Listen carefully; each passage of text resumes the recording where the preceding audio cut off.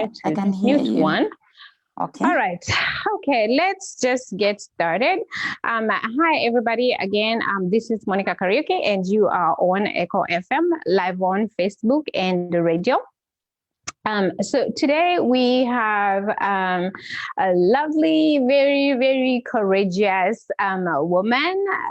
She is here to talk to us about HIV, living with HIV, and the stigma that comes with it.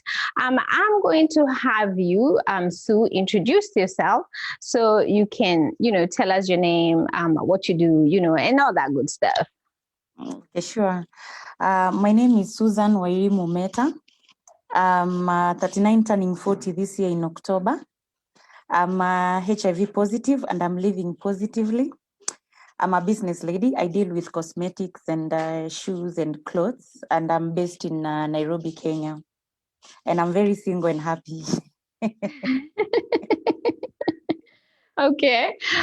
So Sue, you what happened? How did you even get to find out that you are HIV positive?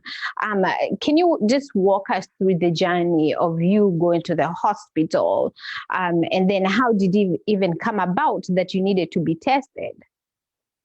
Okay, what happened to me is I was unwell for some time, and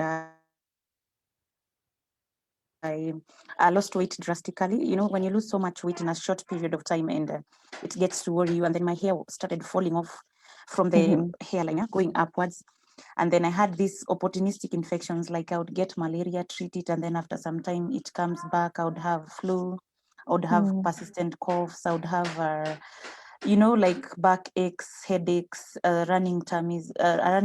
So being this person who doesn't sit down and just let things happen, I decided to go to the hospital. First I googled. We normally like to google the symptoms of whatever is ailing you. So I decided to google, and Google gave me two answers, which was either cancer or HIV. So I gathered courage and I went to the hospital. And I went direct to, actually, I didn't consult a doctor. I didn't go to like a VCT facility. I went to just a private hospital. And I told them I want to test at the lab. I want to test for HIV AIDS. So they asked me why. I just told them the signs that I have, I think that I have it. So I wasn't even cancelled because it's just a normal kind of hospital. So I was tested, and after that, when we were getting to read the results, I tested positive. And now they tested again, and I tested positive. So that is how I got to know that I was HIV positive. But so I'm trying to, to fathom, I'm trying to, to understand your courage to even, tell the doctor, I want to be tested for HIV.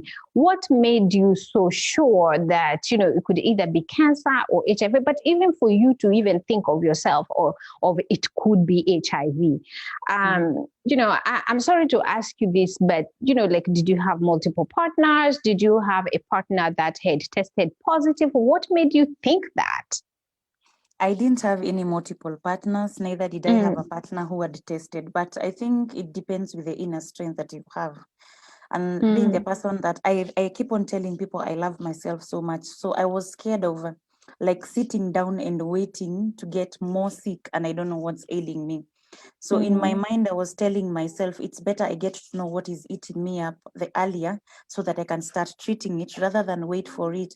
If it's cancer, it will have eaten me up. If it's HIV, it will still have eaten me up to that point. And given that I had lost like around 30 kgs or so, that is massive kind of weight, So I knew something was, and there's a point where you get even those genital warts.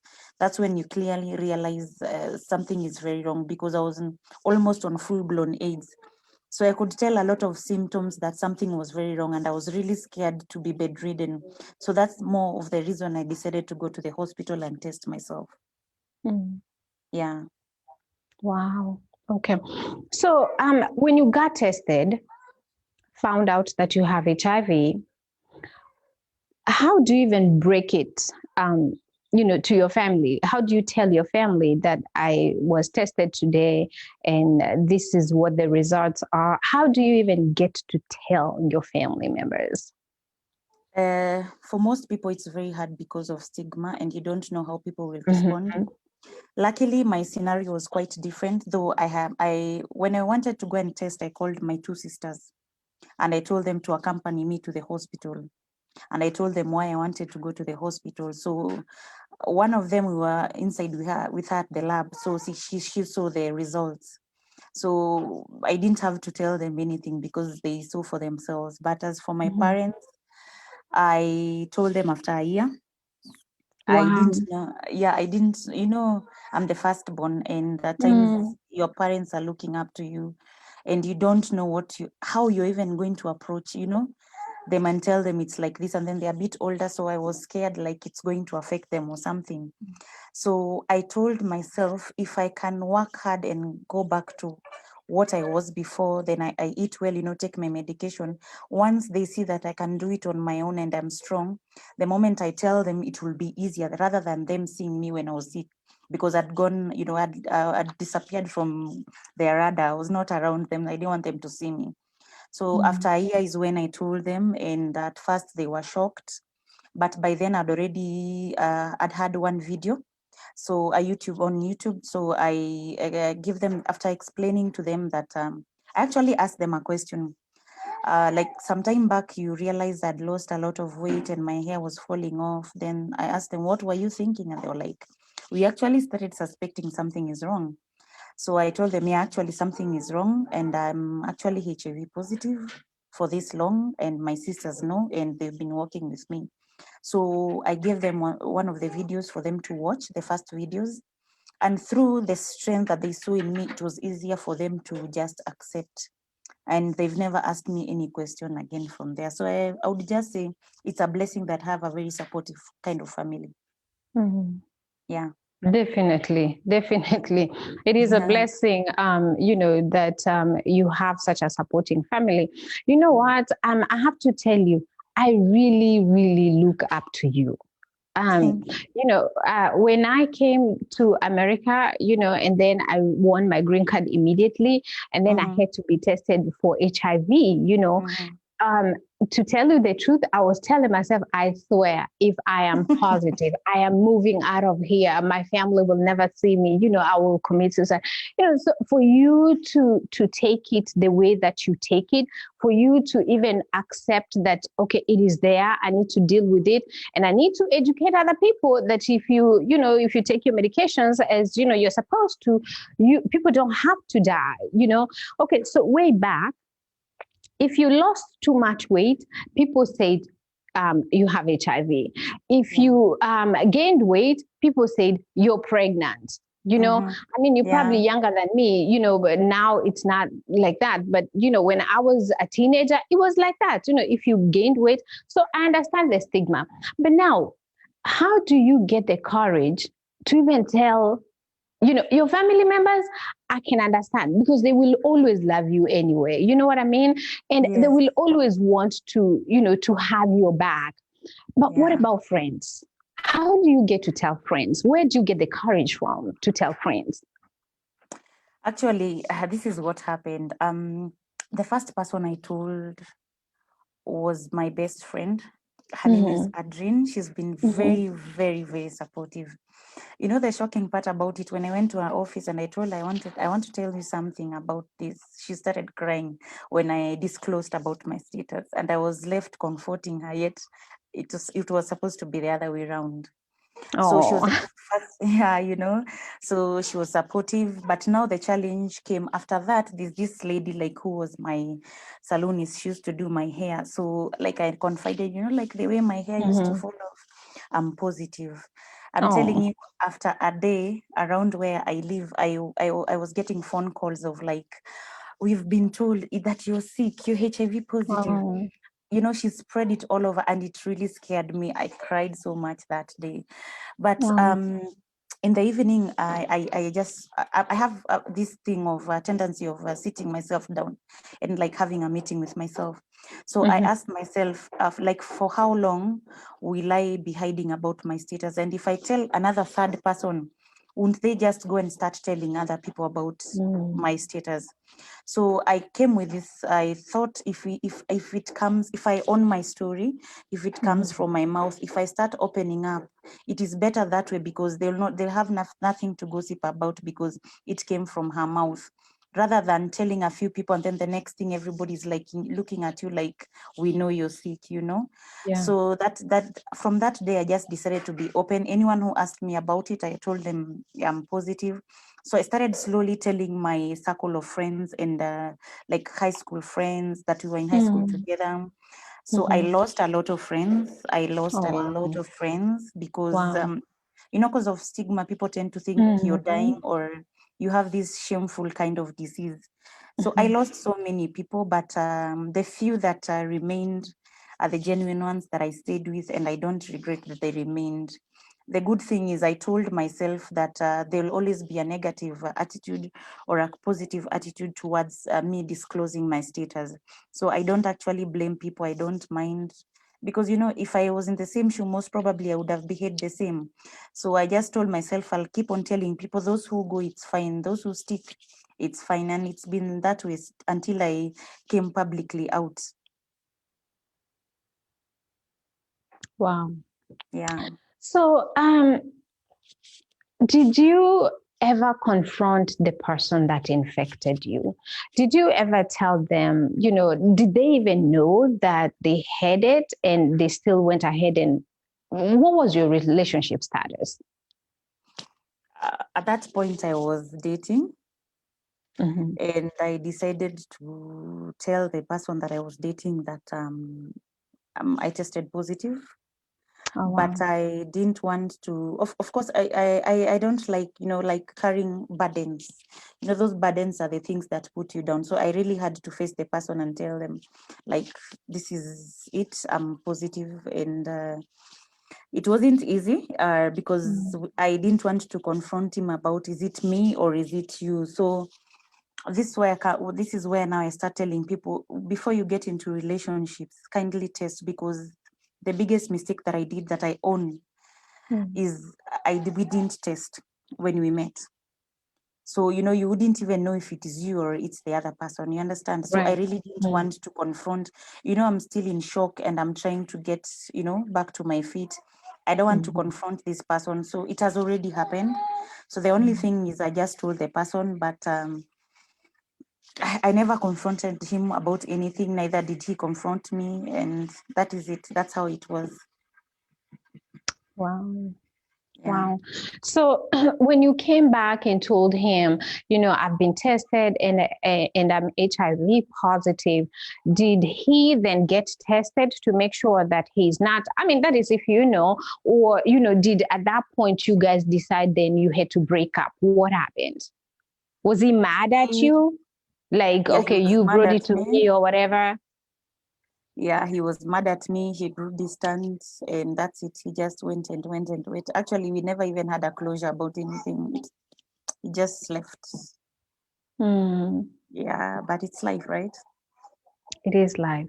Yes. Yeah. I admire the fact that, you own up, you owned your own mistakes and, you decided to move on, carry on, and then help other people. But now, as you, positive, you know that you are, you're still young, you're beautiful, so Yeah. what happens, from here on? How do you get to date people? Yeah, dating is quite cumbersome because okay, first, when you're HIV positive, like, you're supposed to take your medication until your viral load is at 0. It's not detectable, so that you cannot transmit. That means you have to adhere. So you need to make sure, if you're getting like a negative partner, he needs to be aware of what it all entails. And most people don't know about, like, you cannot transmit and stuff. If it's a positive partner, he needs to understand, like, he needs to keep a consistent undetectable viral load. So that's where the problem is, because most people have realized, especially men, with all due respect, most of them have not accepted their status. So you're not sure if this person you're going to date, if their viral load is constantly at 0, if they are adhering to their medication. So that is the first challenge with me. Like, I don't want, what happens with HIV? The moment your load is at 0, but you sleep with somebody who is not at 0, that person reinfects you with another HIV strain that actually affects your medication. So those are the first things that you should prioritize. That, like, this person should somebody who's diligently adhering to the medication. So that's the biggest challenge for me. The next challenge is people tend to think because you're of the same status, you're compatible. And sorry to say this, we are not compatible because we are both HIV. I'm still the same person, and nothing has changed. It's just my blood status, that's all. So, like, I still need to have like a healthy relationship. So also getting that person you're getting along, we still have challenges like the negative people. So for me, it has been challenging getting someone who's serious, and especially with my age, like somebody who's very single. But I still have faith and hope in God that the one that He's made for me will come at one point. Okay, so I think we just learned something there. So if you are HIV and another person is HIV, they may have a strength that you don't have. Yes. So at that point, do both of you have to get tested? And if you're not showing any, so are you okay to have sex without condom? We always told to make sure, like, we use protection for the, just to be protected, because you actually really don't know where this person is going. But what happens is, if this person tells you the viral load is undetectable, the best thing you can go with them to their facility and just get their results or test again. You test their viral load just to know the viral load is at 0. But I would advise for people who maybe are married, they're the ones who can, not use protection because they stay together, they can trust each other. But you can imagine if you're dating and you don't know where this person goes, you see there's a risk of this person picking another strain from outside there and bringing it back to you. So condomizing is the best way to go about it until you're very sure about this person. Because we have so many different strains of HIV. So the moment you are on undetectable viral load and then you get a different strain, so it messes up everything. So like the medication stops working, your viral load goes up again, and at times it takes time to put it down again. So the best thing is just to be protective about everything. Okay. And so how often then do you have to be tested and retested so you can make sure that, because even if it's in a marriage and you both trust each other, you still have trust that has been broken because one of you went outside the marriage, and that is why you now have HIV within the marriage, because somebody went out. So when that trust is broken, I think you may still be feeling that you still want to continue testing.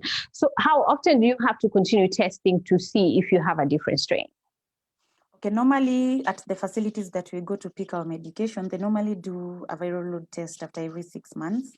And when it comes to spouses, they're always advised to like go to the same facility, have one clinic date, so that they are always tested at the same time. The doctor, they do the following at the same time. So they really do a follow-up on when it's a couple, the doctors make sure they open one file for the two, and they do normally do a follow-up. So it's easier for the doctors to retest after every 6 months, so that they know, like, they are monitoring these people. As for me, like a single individual, and normally after every 6 months, I need to go and do a viral load test, because, also the doctors need to make sure that you've been maintaining your viral load as much as you're telling them you're taking your medication diligently. Like, they need to see for themselves that, yeah, this person is actually adhering to medication, so that in case it has multiplied, they'll notice there's a problem, and then they can just deal with it from there.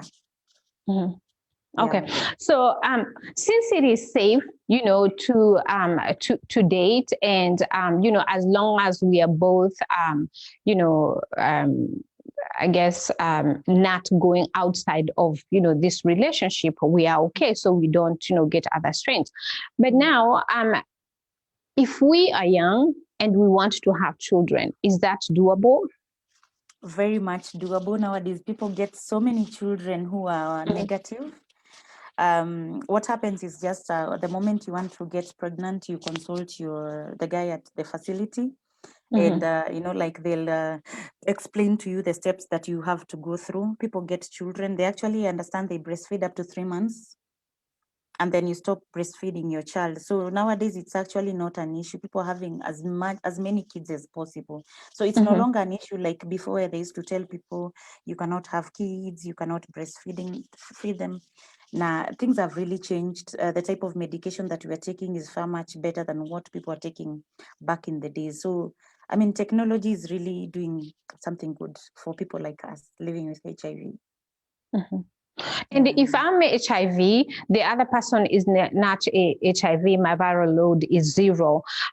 So at that time, even though I've told my partner I'm HIV, do we still have to condom? We still have to use a condom at that time? Okay, what happens is that's what I was talking about, something called undetectable viral load, which is untransmittable, meaning you cannot transmit. So you've heard of people called discordant couples, right? So that's between one person who's very negative and one person who's very positive. As long as their viral load is constantly at 0, they can just have sexual relations and they cannot infect each other.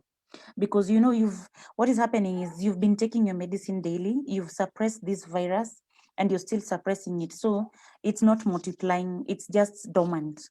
So there's no way you can transmit it to the other person. Okay, so let me read these statistics.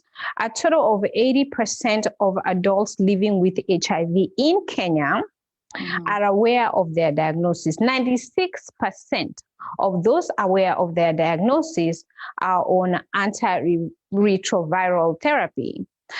And 91% of those on treatment have achieved viral load suppression. What's your take on that? Okay, what I know is 1.5 million people living with HIV in Kenya. The prevalence rate is estimated to be 4.9% out of the 1.5 million. And the main mode of transmission is the sexual encounter, which is at about 80% of the people who are infected. So, and these are yearly infections, like 80% of the 1.5 of the prevalence rate of 4.9. So at 80%, there are new infections on a yearly basis. So every year, 21% of these adults who are infected are women, at 63% men, and 80% women. What happens is women are more infected than men in this. Yeah. You're saying women are more affected than men? Yes, women at 80% and men at 63%. Yes. Is that because of I hate to say this, but is that because we have more women that are there's some that use prostitution as source of income, is that why? Of course, because men do not really say when they are infected, and they will, some of them, they might be okay to just go ahead and have a relationship and not tell their status. I think it's mostly because we have sexual workers, definitely, and most of them get to, it's all about, we are talking about the people who've tested and know about their status, right?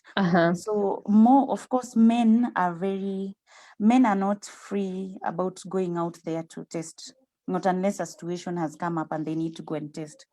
But as for women, most probably if they're sexual workers, they need to go out there.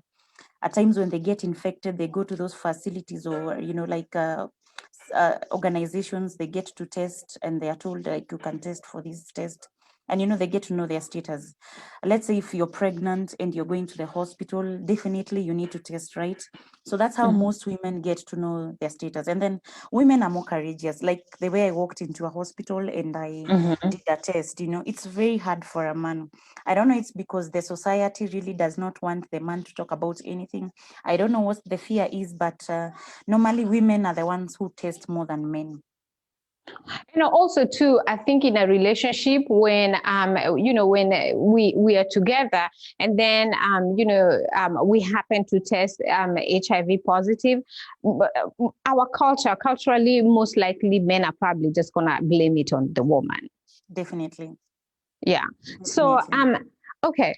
I see Dr. Kaluyu there. I see a few people that have joined, and I can see, let me just read it from my phone. Oh, wow, we have a lot of people. I see Danu, Lucy, Immaculate, Mary. I'm trying to see if there's anybody that has a question so you can answer their question. Okay. I'm sorry, you guys. Sometimes I usually see your questions after. And I think Sue will be kind enough to probably, come back later. And Cindy Lucy, you will come back later and address some of their questions. Sure, no worries. Yeah, no problem. Okay, so we have talked about dating and all that, you guys taking the medications, as you're required. Have you heard about the once a month injection? Yes, I've heard about it, and I understand the FDA has already approved for it to, like it's now to be used with any person living with HIV. But I think my biggest concern is the fact that it might be very expensive. Because I understand here in Kenya, it will be around 400K. You can imagine nobody can afford it because, we normally get our medication for free. And there are people who even take Septrins on top of ARV. Septrin is a very strong antibiotic. So you can imagine if there are those people living below $1 a day, they cannot even afford, even me personally, I cannot afford that. It's too expensive.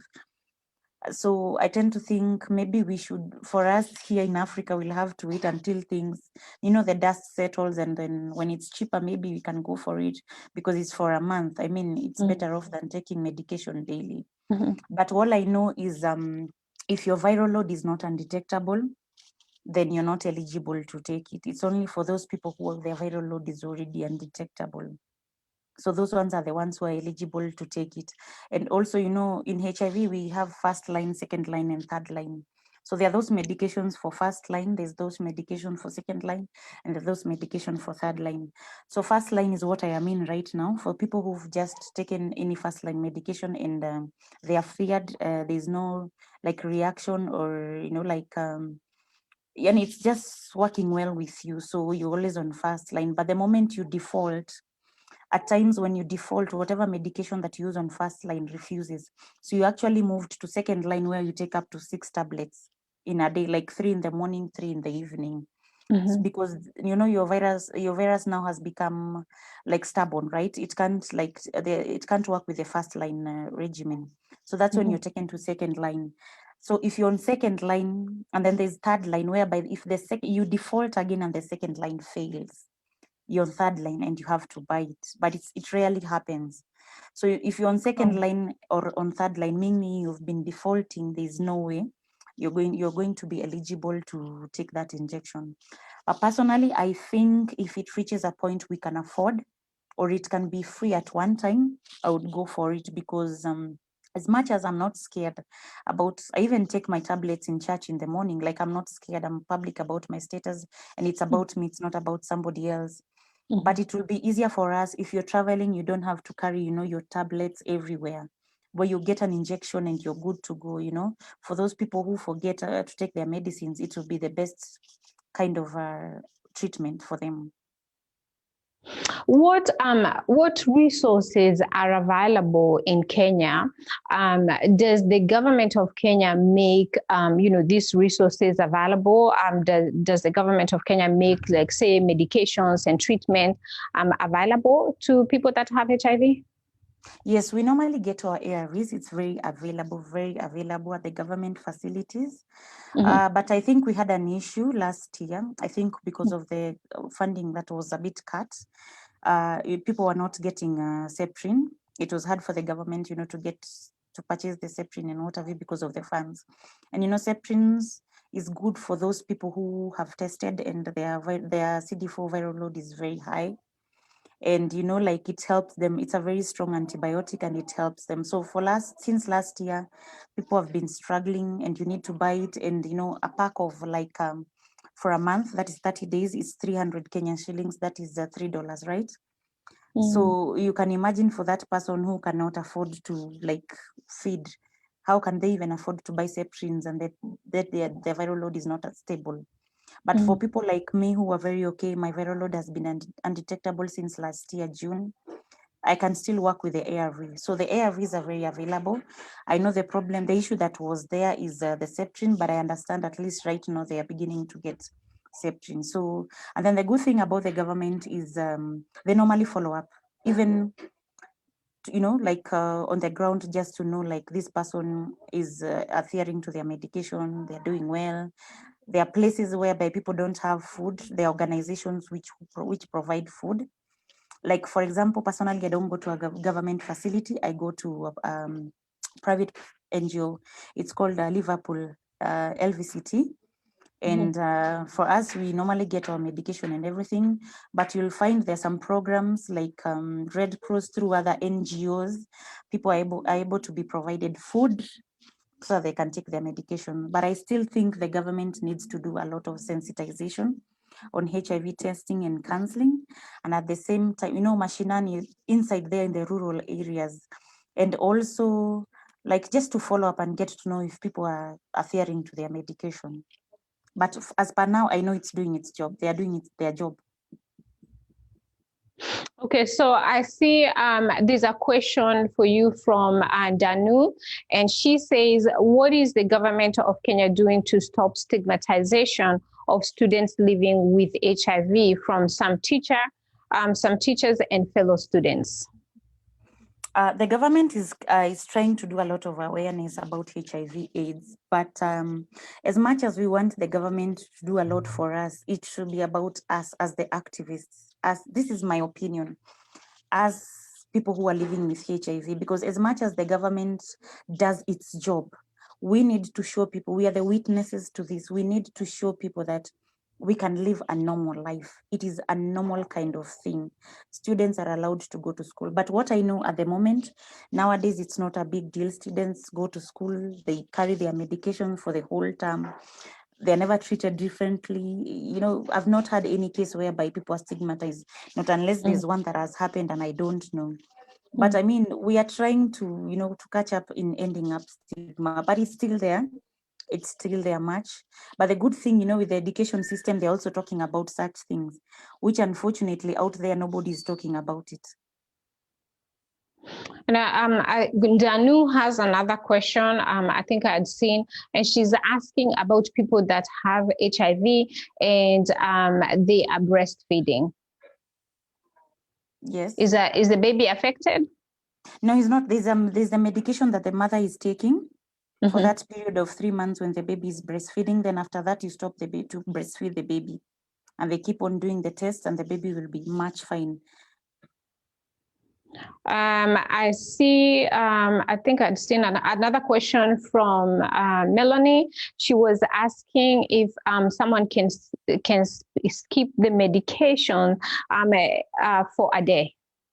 No, you are not supposed to skip. This is the reason. Let me just explain it bit by bit. This medication works for 24 hours. So after the 24 hours, it stops working. So you need to take something else so that, again, it can go for the next 24 hours so that it continues suppressing the virus. For example, I take my medication at 9 in the morning. I cannot take it at 9:01 or 9:02 or 9:05. It has to be at 9 sharp. So you can't skip. The moment you skip, you start confusing your body and the medication. So the virus starts, multiplying slowly. That's why we always told about adherence. You need to adhere to your medication, because after 24 hours, the medicine stops working. You need to take something else to make it work for the next 24 hours. So you can't miss under any circumstances. Wow. So it's for your own good. Wow. Okay. What about now that we have COVID? Because if you have HIV, you're immunocompromised. Now that we have COVID, how does, that person that have HIV protect themselves so that they don't get COVID? Unfortunately or fortunately, I got it in July last year. And thank God, as long as your viral load is is undetectable, you're protected. And during COVID times, I decided to continue with the Septrin because I understand it's a very strong antibiotic. So as much as I was protecting myself, unfortunately, I got into contact with somebody who was already infected unknowingly. But what I would tell people like me, because we have compromised immune system, the best thing is always be careful, like sanitize, mask yourself. I do a lot of, I normally take zinc daily, zinc tablets. I normally take vitamin C tablets to boost my immune. I normally take omega tablets also to boost my immune. I know some can't afford. So if you can't afford, you can do this normal concoction that we take, which is made of ginger and garlic and lemon, like you boil, and turmeric. The ones that look like plants, not the powder one. Like you boil it all together and then you press lemon on top of it. I do it in the morning and in the evening, and I normally steam myself just in case. But the best thing is just to make sure you don't expose yourself. As much as other people tend to think it's a joke, you need just to mask yourself, sanitize, and be very careful, because at the end of the day, I might have been lucky. Somebody else will not be lucky. And it took, for me, it's almost put me down because I had this persistent headache. I lost the sense of smell and tasting, and my chest blocked, but I was treated and I used to steam myself a lot. But I wouldn't want anybody to be at that point because it's not a good kind of experience. Okay, so I see a comment from Winnie Swat, and she says, I have heard before that there are drugs which need to be stored under refrigeration. Are there other alternatives for storage or other optional drugs? Because not everybody has a refrigerator, especially in Africa. Personally, I've never heard about it, because this is in regards to ARVs, right? Because whatever we take, you don't need to store it, as long as you just store it in normal temperature. I've never heard about things that you're supposed to store. We just keep our medicines, just as long as it's not a very hot place, just a cool place, the normal temperature, and your medicines work. I've never heard about the refrigerator kind of a thing. There's a lot, there's a notion that people have about the medications that we take that they don't know. First, it's a very small tablet, a very tiny tablet. It's not even a big deal, and it's just a normal tablet like any other. You store it like any other. You can carry it wherever you want to go. So I've never heard about it, honestly. Yeah. Okay. Because what a lot of people have heard is that every morning people with HIV have to take a cocktail of medications. Nah. That's not true. Okay. Only people who can take that. I told you, the moment you default for long and the medication fails on line 1, that's where you go on line 2. And there are very few people on line 2. So they are given like 3 tabs in the morning and 3 tabs in the evening. But the normal people on line 1, we only take 1 tab a day, just one. And it's a very small one. It's not as big as people say.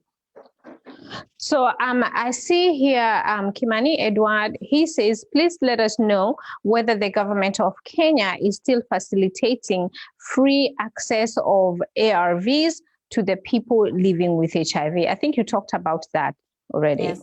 Yeah. So Kimani, I think that one was already covered. I'm trying to see if anybody else has a question. Can a person who is positive skip? Okay, we covered that. And yes, trying to see questions. Opinion is waiting. Man, I don't see your questions, you guys. Okay. All right. So if you have questions, continue sending the questions so I can read. How long? And Danu says, how long can one test positive for? after unprotected sex if exposed. Did you Okay, understand her question? Yes, she's asking after being exposed, how long does it take for one to test positive? So it takes, there's a window period between 3 to 6 months. After exposure, that's when you get to test and get to know. But after like 2 weeks or so, if you're infected, you'll get to know, you'll get like some get a mild headache or a flu or some allergies, and then after that you become okay. So until then you test. So normally there's a window period between 3 to 6 months, mostly 3 to 6 months before the virus now shows itself in your system. Okay, I see someone here, Sarah Kagingo, watching from Kampala. Thank you for watching, Sarah. And then I see another question. Winnie Swat, you're welcome. Shiko Banga, she says people need more meds when the CD4 count drops to low, like below 400. Okay, Shiko. And I saw another question. Oh Lord, I think it was Edward. He was asking, could you explain different types of HIV? Is that what you were asking, Edward? Please clarify your question. But yeah, I think that's what Edward is asking. Okay, let me first address the issue of below 400. So there's a difference between HIV and AIDS. Most people combine the two and they don't know. Like I personally, I'm hosting the HIV virus. But now they are, so like by the time I tested, it was at 249. So when the CD4 reaches at 200, you are on full-blown AIDS. So I was close to that. That's when you realize you like have any kind of ailments left, right. So that is below 200. That's when you get full-blown AIDS. You get opportunistic infections that now attack you left, right. By the moment you're enrolled to the ARVs and the Septrins, and nowadays it only takes 6 months for you to be on a zero viral load. So you can imagine the medication that we have right now is just awesome. So it doesn't take long. So that is just below 200. The moment and most people are not actually, they don't like get sick to that point. Like for me, you see, I got sick to that point. That's when I tested. There are people who just test and they are normal and they are okay. And they are just enrolled on the ARVs or Septrins first. So it depends on your CD4 and your viral load. So there was the other question. Kindly, would you remind me? Go ahead. I'm sorry. Now I'm asking, kindly, would you remind me the other question? The other question, I even forgot, but I have Ben Joroge here who is asking, he says, who is a carrier? If she could answer that, please. And Shiko Banga said, thanks for the explanation of the 400 CD4. So Ben Joroge is asking, who is a carrier? There's this notion that one is a carrier, one is not. I think the misconception is like that person who stayed with it for so long and they keep on infecting others and they don't die and the people keep on dying. Yeah. That's why we get that notion that he's a carrier, and that's a lie. Anybody who's HIV positive, it will show. It has, the moment you test, it will show. The only thing that happens is when somebody has been undetectable for so long, up to like 10 years. At times you can test and it doesn't show on the test that you're positive. But we don't have anything called a carrier. That was just a notion that people came up with. They used to say this person is a carrier, he's killing others. Most probably his immune system is good, his blood group is good. So he keeps on, like being healthy, but the people he meets, most probably their blood group is different or they are not healthy. Why? So they keep on dying and he still survives, but there's nothing like the carriers. Or there was a question on types of HIV. I actually just remembered. Yeah, I think it was Njoroge also. Ben Njoroge was asking, could you explain types of HIV? There's only 2 types of HIV. HIV-1 and HIV-2. HIV-1 is whatever that we have around East Africa and Europe. Then there's HIV-2 that is around West Africa. mostly. So what happens with HIV? HIV-1, you get infected very fast, but you last for long. HIV-2 takes time in your system, but the moment it gets into your system, it takes you down very fast. But most people test for HIV-1. Most people test for HIV-1. Oh, wow. Okay. I think I see Immaculate Abara. She also responded and she said there's nothing like a carrier in HIV. It's either you're positive or negative. So they're agreeing with you. I'm trying to see if I missed somebody else, because I know some people will get me later and tell me that I didn't ask their questions. Does anybody have any other questions? Danu, you good? You got it? Okay. What about there's a friend of mine that was talking about some people that have HIV and they also get infected with TB. Yeah, that happens if you see the moment your viral load is not undetectable, your CD4 is very low, your body, the immune system has really gone down, so you're prone to get other opportunistic infections. So that's the moment you, especially below 200 CD4, you find people getting TB a lot because the immune is totally compromised. So anything that comes by you, it just sweeps you off. But the good thing, what the government does is the moment you test positive, whether your CD4 is good or not good, you're put, as long as you don't have TB at that moment, there's some preventive measures that they take.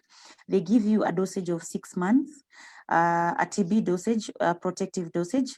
So it protects you against getting TB while you're trying to boost up your immune system. But most people who are affected by TB are people who their CD4 count is very low. But people like us, we rarely get TB because you see the immune is very strong. So you're not prone to get, like I don't get a flu.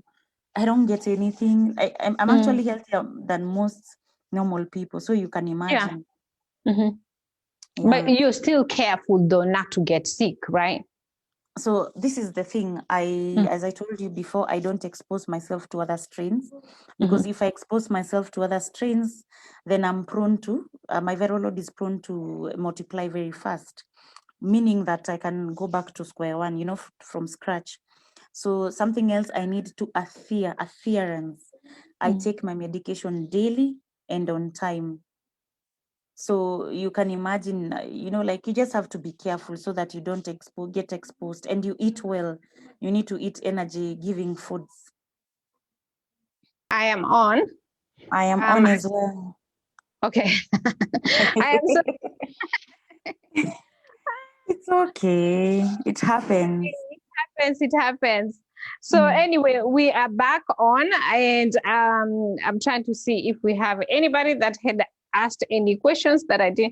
We are very enlightened. I was going to read this comment from someone and now I lost it. Somebody from Sarah, she says, thank you, Wairimu, Nyara Asembo, Metta, for sharing our experience. Doctors in Kampala advised that, I don't have my glasses, my blood test known as DNA, PCR detects HIV within hours of infection.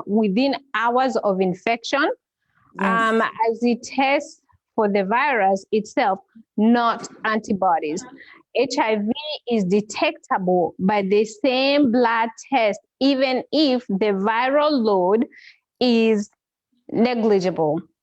It is the test for antibodies that requires a window period. An HIV positive person who has been correctly administering ARVs can test negative by the test which looks out for antibodies. I had no idea. Yes. You can do a PCR test whereby it just detects directly to the system and it just detects if you're HIV positive, but it's very expensive. And like the one that you can go just to the hospital and test, just the rapid test. So normally what we do is the rapid test that is done. So PCR is whereby you want to go to the hospital and you can afford to pay for it, and you just pay for it, and it shows you even if you're infected like a day ago or a few hours. Oh wow. Okay. Yeah. All right. So tell us about your you're being active in the community.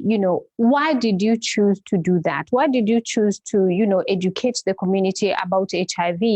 And also too, how is your effort going? And where do you get your resources to continue educating the community? So first I wanted to own my mistakes and own my story, so that it could help somebody out there not to make the same mistake. Like I keep on telling people, kindly, before you engage any other partner, get to test yourself, get to know your status. It is very important so that you can protect the other person. Because when you get to know about your status, you'll not like infect or put anybody else at risk. Okay, so that was the first thing that made me come out. Like I wanted to own my story. I also wanted to like free myself from stigma.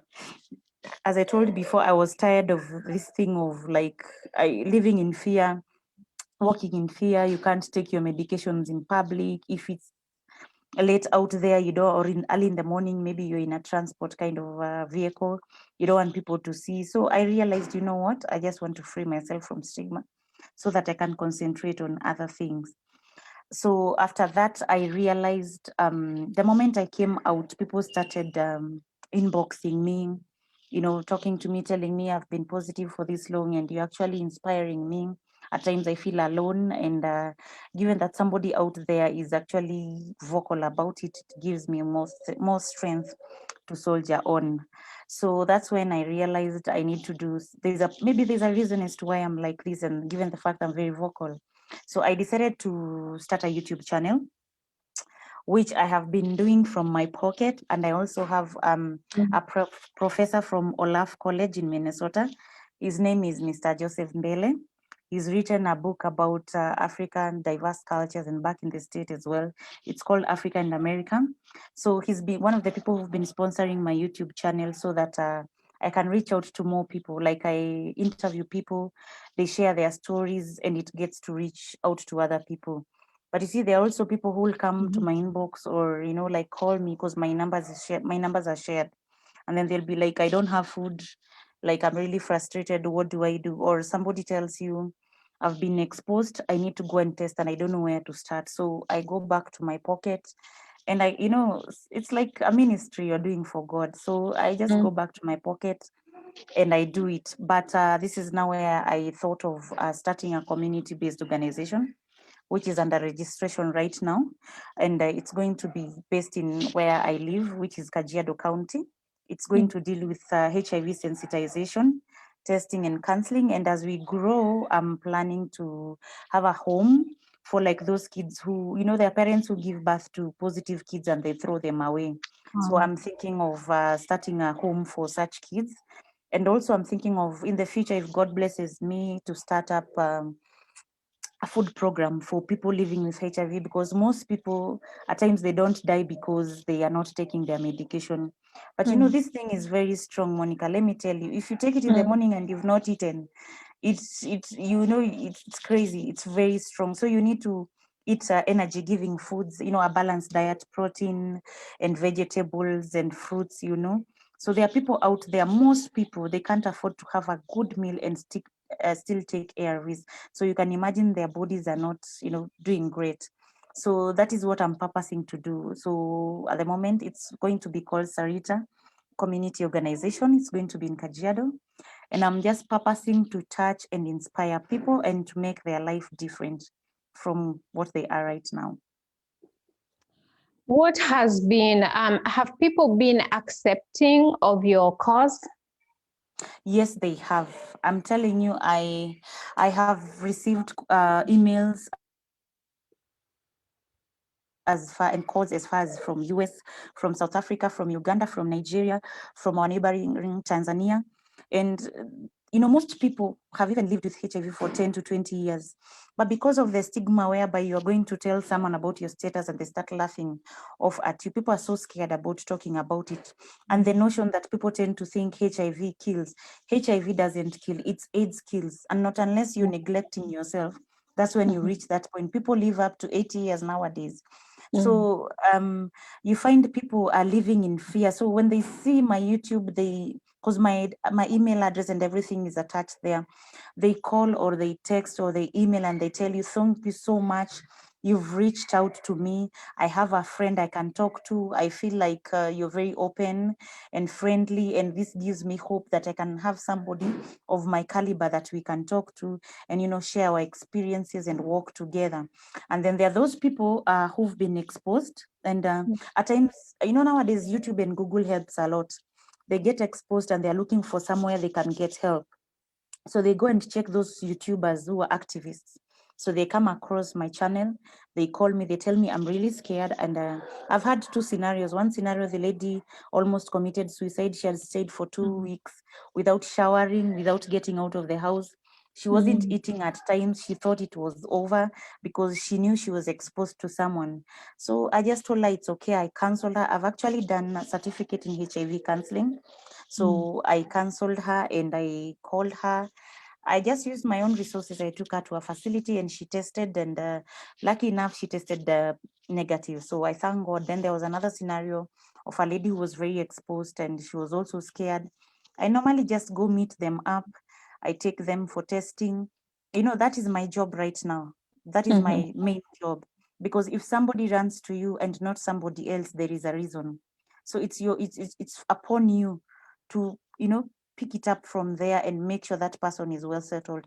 So for me, it gives me a kind of fulfilling kind of a thing. If I'm reaching out to people there, then I need to do more of this and reach out to people. It also encourages me to do more. Do you know, or are you aware of any discrimination, especially in Kenya, when you're HIV positive?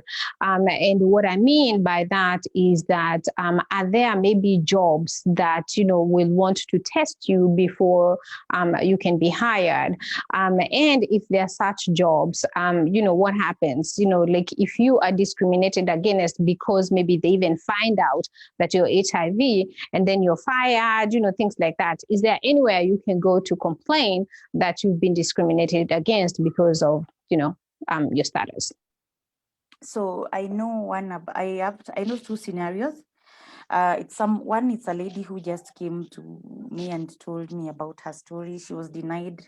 She works at a certain place and she was denied an offer to go out of the country because of her apparent status, which was not right.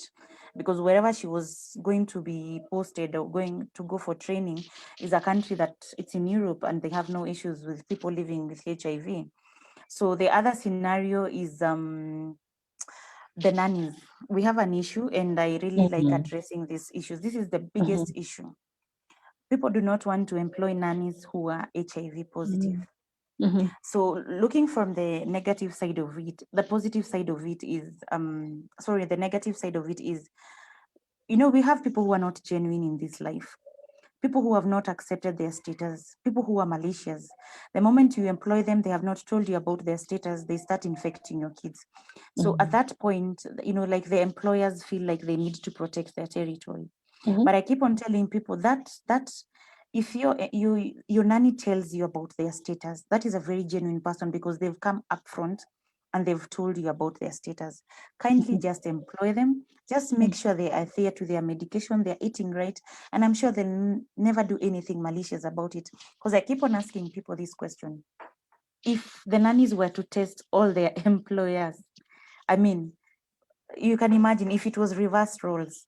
How many people would have refused to be employed because apparently the employers are HIV positive? So we need to embrace those people. They don't have jobs. The reason they don't get to tell people their status is because the moment you tell them about their status, they start stigmatizing you. They cannot employ you. You cannot stay around our kids. You're going to infect them. Honestly, and how are you even going to infect them if your viral load is at 0? It's not even possible. So I think especially the nanny kind of a thing, we need to embrace those people most of them are people who have a very low kind of background. They have no one to look up to. And the moment you shut them down, then that's why they become bitter in life. So let's embrace people. HIV is actually, it's an issue. It does not kill, unlike before. We have other issues like corona.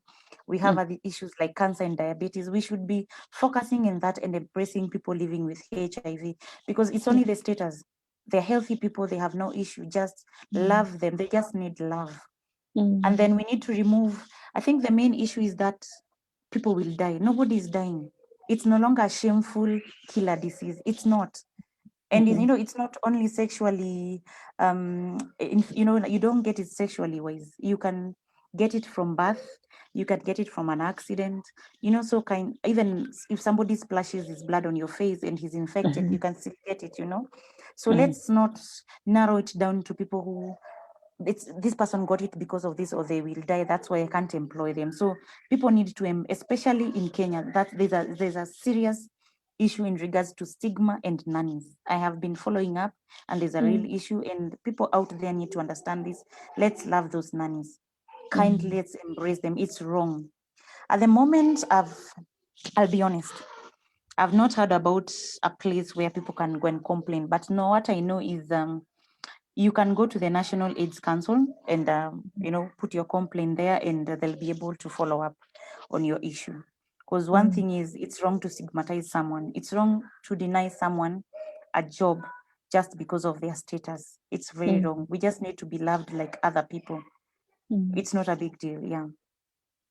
Definitely. And I think, do you think that at some point, in Kenya or anywhere, that, we will get to that time that, we understand and we embrace, people with HIV?